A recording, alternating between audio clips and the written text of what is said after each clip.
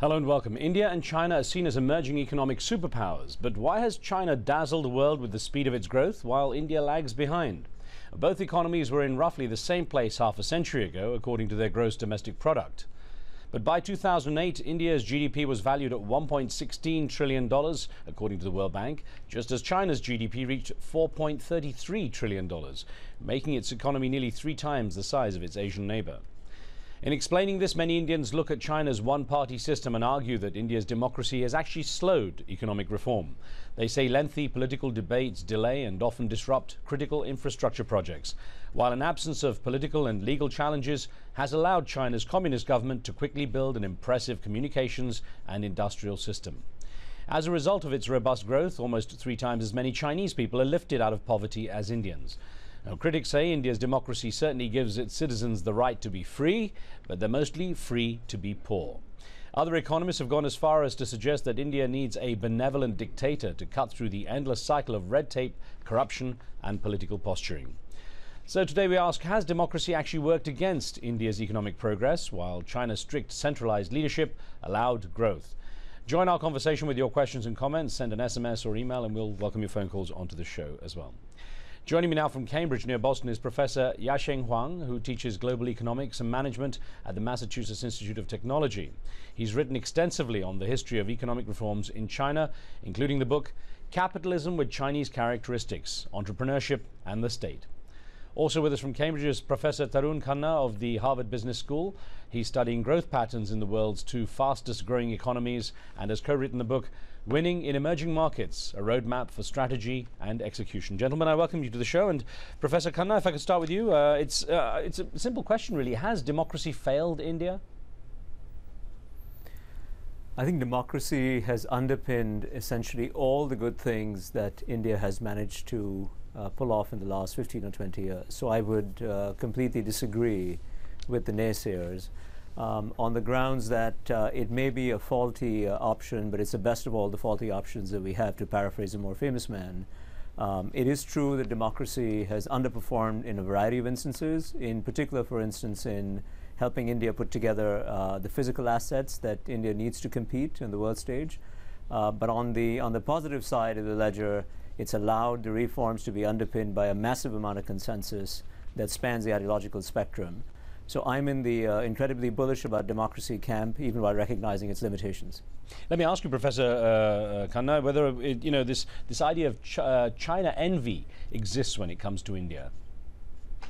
You know, I think there has been a lot of China envy, particularly 10 years ago. But I'm a frequent visitor to both China and India, and I must say that the amount of China envy today in India is a small fraction of what it was 10 years ago. And the flip side, and my colleague Yasheng can weigh in on this. On the flip side, complete dismissal of India on China's side has been replaced by at least some attention from China of India, recognizing perhaps that the 2 countries are running essentially complementary experiments, both of which have some pros and some cons. Professor Yasheng Huang, good to have you with us as well, sir. Let me ask you whether this idea that China's leadership doesn't ask questions, it can simply act and make things happen, which is why it's allowed this progress. Is it as simple as that? No, it's not. First of all, I agree with Tarun that I go to these 2 countries frequently, and the China envy is declining in India. I shouldn't say there's India envy in China, but definitely there has been a lot of attention people in China are paying to India, trying to understand its growth model, trying to understand how this is a country that has many, many difficulties, and yet it is growing at 7%, 8% a year. And just in the last 2 years, China has had a massive stimulus program. Actually, in proportion to GDP, it's double the size of the stimulus program in the United States, the epicenter of the financial crisis. And, it's putting out a good performance, 9%, 8%. But India has hardly any stimulus program. It is growing at 7%, and the forecast now is saying that it can grow at 8%. So you tell me which model is better. One that relies on huge, massive investments. All the studies that I know of is that the capital returns in China are lower as compared with the capital returns in India, as compared with India, which is using its resources more efficiently. So it's not a simple question of Chinese leadership making decisions regardless of the public opinions and things like that. They did that in the 50s and 60s, and that was a disaster. Right. In the last 30 years, the leadership has improved its decision making and has made some really, really remarkably correct decisions. But I'm not saying that this is a function of the fact that they are powerful. It's a function of lots of other things. Professor, let me put a question to you if I can, and Professor Huang. This came in from a viewer by the name of Sani Baba Ahmed, and if I could put this, the viewer wrote in saying, all a country needs is a purposeful leadership, security vision, and justice for all. China has demonstrated all of this, unlike India. Now, is there justice for all in the Chinese system? It seems there are many people, large numbers, being left behind as China rapidly moves along. Yeah, I think I respectively disagree with this reader.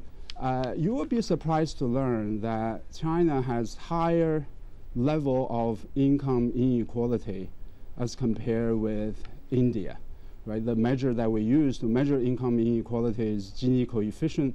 China's Gini coefficient is higher as compared with India's Gini coefficient. It's actually almost the opposite from what this particular person believes, which is that actually in India there is now the beginning of a broader based growth pulling up a lot of people. I think China historically has done a better job. I'm not sure at this particular juncture China is doing a better job as compared with India. 30 years ago, for sure. 20 years ago, for sure. I'm not sure today that's the truth. That's the case. Professor Tarun Khanna, let me ask you, do you think China could have progressed so much economically if it hadn't been for the strong leadership, the way we've been discussing just now with Professor Huang? No, I think the strong leadership has been an asset. The fact that even within the Communist Party there is a meritocracy of sorts, and that's something that the Indian political system has paid less attention to than it should have. But I think the good news is that when you look at the current generation of people who are in their 40s and 50s, young professionals and so on, I think for the first time you have a situation where if you asked a room full of middle class, upper middle class Indians, how many of you would wish for your kids to go into politics? It's not zero hands that go up, as used to be the case for the last 3 or 4 decades. People with good skills and qualifications are now aspiring to go into public service and to compete.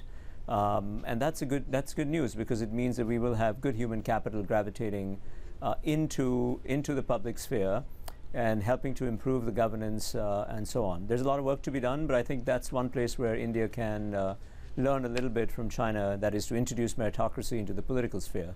Professor Huang, it was interesting how you said just a moment ago that irrespective of stimulus packages, India still managed to achieve 7% growth and possibly looking at 8% growth.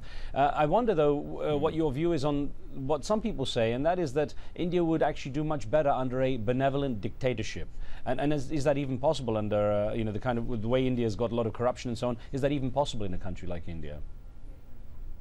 I think for large countries such as India with multi-ethnic, multi-religion religious groups, if you have a dictatorship, it's not going to be benevolent. So that combination, I don't think is a realistic option for India. For South Korea in the 60s and 70s, for Taiwan 60s and 70s, these are smaller economies, and you can have a benevolent Singapore. You can have a benevolent dictatorship for some time, but even those economies gradually graduated into democracies.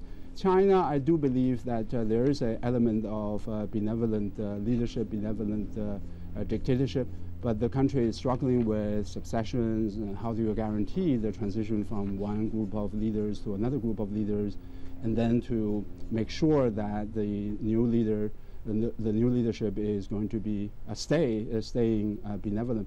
I do want to separate the leadership question from democracy question. You can have strong leadership, and I agree with Tarun. I do criticize the Indian political system as not producing strong leaders, in the sense that the leaders are held accountable for their economic actions, economic programs.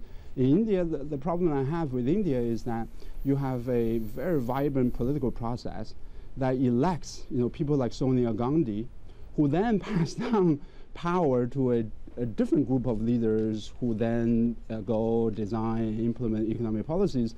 In that sense, this is a very strange democracy in the sense that there's actually not accountability. There's not a political accountability for policy actions.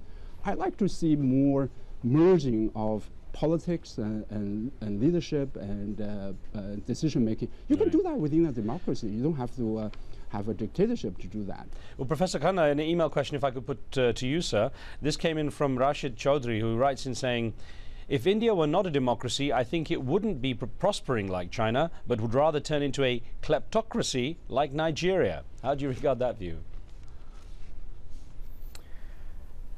You know, in any of these developing societies, there's always a danger that a small group of people will try to capture the state. If you look at some of the dark side of what's going on in India today with the Maoist insurgency and so on, the fear again is that a small group of people have gotten control of the natural resources or are getting advantageous access to these resources and will use it more or less like a kleptocracy of the Nigerian sort, or what's being alleged to be the Nigerian sort. It's a little bit hard to compare to a counterfactual. I think the problem with many of these hypothesized counterfactuals in some sense is that people look at a particular instance of a successful example. So they look at a strong mayor of a city, for instance, and extrapolate from that and say, well, if only we could have this in all the parts of the country, then suddenly the water would be clean and the electric power wouldn't go out and so on and so forth. But that's a little bit of a pipe dream, I think, in a society as complex as India is, with all its heterogeneity and language and religion and ethnicities, as Yasheng was saying. I think our better bet is to work on improving the functioning of democracy.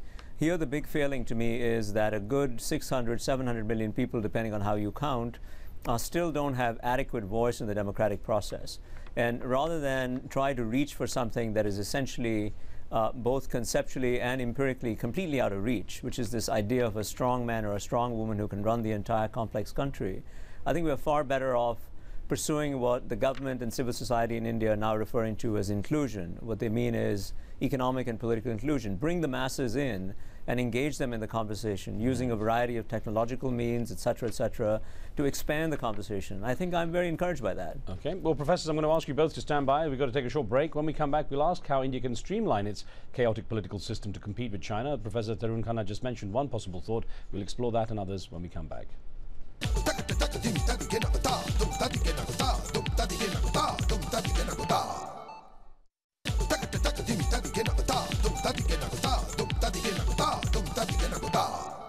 Welcome back. Is India's democracy an impediment to its economic progress, and has the absence of a democratic process fueled China's astonishing growth? Discussing those issues with me from Cambridge and Massachusetts are Yasheng Huang, International Program Professor in Chinese Economy and Business at the MIT Sloan School of Management, and Professor Tarun Khanna of the Harvard Business School, who's researching the different paths the world's two most populous countries have taken on the road to economic reform. As we get back to the questions, Professor Huang, well, for both of you really, but Professor Huang, to get a comment from you. An interesting aside here, when comparing India and China, in the Forbes magazine 2010 list of the world's richest people, India has 9 billionaires in the top 100, including 2 in the top 10, something that was probably unthinkable even a decade ago. Now, in comparison, China has no billionaire from mainland China has cracked that top 100 yet. China's richest man came in this year placed at 103 on the list. It's kind of interesting seeing how the two countries are growing, why this sort of individual, I guess, visibility of wealth is not that evident. Well, there is a lot of wealth accumulation in China. I think one reason why the rich individual Chinese didn't make it to the list is after they got rich, some of them were arrested, and the richest man was sentenced recently to jail because of corruption and bribery. In the case of India, I'm not going to say that this is a completely clean society, economy. There are a lot of corruption issues. But the corruption in India seems to be taking place at a lower level, and this is a country that is producing some world-class companies, and they are owned by domestic investors and entrepreneurs in the way that China has not. If you look at the ranking of firms from global rankings of firms out of China, For example, the Fortune 500 firms have some 22 companies based in China as among Fortune 500, 21 of them are state-owned enterprises, whereas each one of the Indian firm is a privately owned company in India. So this is a very different dynamic in China vis-a-vis India. In terms of the short-run GDP growth, I place more bet on China because investment-driven growth always gave you more impressive numbers.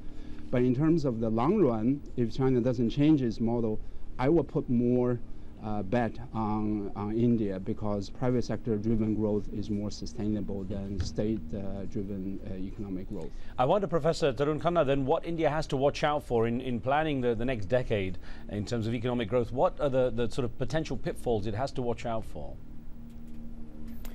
Well, I think, right on top of the list, just to go back to what we were talking about a minute ago, is this issue of a lot of people being excluded from productive economic change that's happening in India in the last 20 years.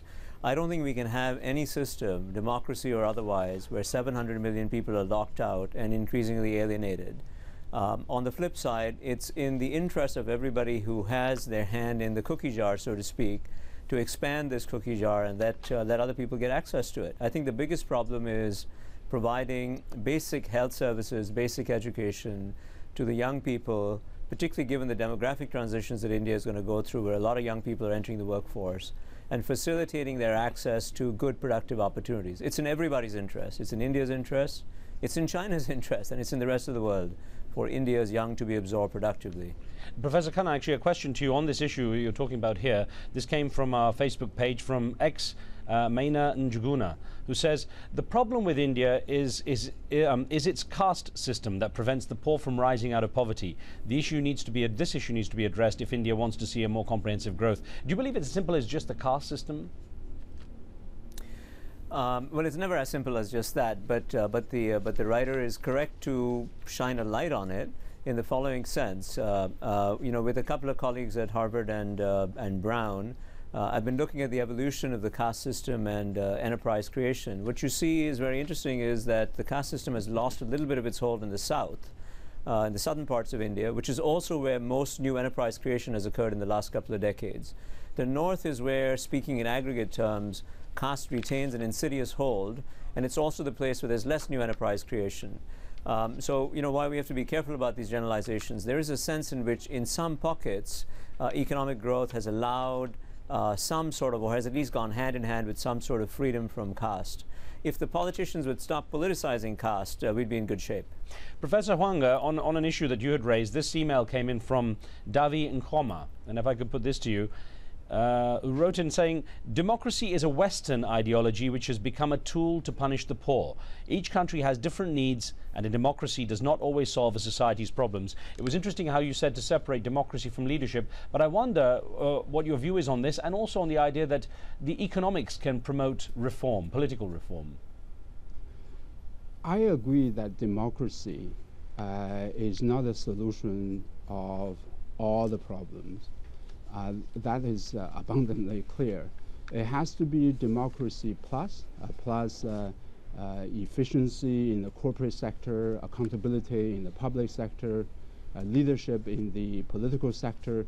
It has to be more than just having periodic elections and things like that. So in that sense, I agree with this particular viewer that democracy is not the solution of all the problems.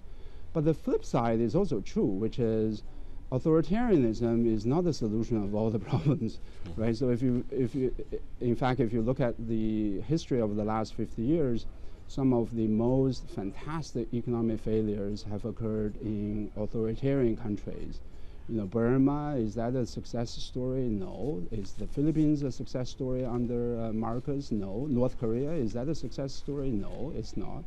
China under in the 50s and 60s, was that an economic success story? No, it's not. So authoritarianism is not the solution of all the problems on top of the problems that authoritarianism has sometimes created. So I do believe that we need to be more nuanced and subtle in our view and analysis, and then take whatever the system India has and take whatever the system that China has and try to figure out a way of taking advantage of the strength of the existing system, but improving on the margin, improving things that the country needs a lot of improvement. I would say the biggest challenge for India is actually not airports and roads and things like that. The biggest challenge is the lack of basic human capital, right. basic education investments, basic health. For China, they have done a better job as compared with India. And this is one area where I do believe India has a lot to learn from China. Well, Professor Tarun Khan, I've got about 50 seconds left on the show, and I want to ask you, to what degree is promotion also a big thing? China's always saying how it's good for doing, it's good to do business with China. Has India fallen behind on the PR battle? India was behind in the PR battle, but I think it's made pretty massive strides in the last 5 years. The difference is that the Indian environment, as Yashing and I have written together about in the past, the Indian environment has really been much more conducive to local enterprise creation. And I think in the long run, that's a strength that the Indians shouldn't be shy about and should trumpet. And that would be itself an asset for the rest of the world. Okay. Well, Professor Tarun Khanna and Professor Yashing Huang, thank you, gentlemen, very much for discussing this very interesting topic. We're out of time, though. Thank you. Thank you very much, Riz. Thank you. Thank you for being with us and sending in all those questions too. Now remember, you can follow our program on Twitter. We'll keep you notified on upcoming shows, and you can send us questions and comments to pose to our guests. On the next show, more than 50 days on, it's still not clear how much the Deepwater Horizon oil spill is spewing out. The US president says BP, the oil company, will pay, and not just for the cleanup, but for the jobs and livelihoods lost. But is it fair to put all the blame on big oil, or should the government also share some of the burden? Be sure to tune in for that from me and the team. We'll see you next time.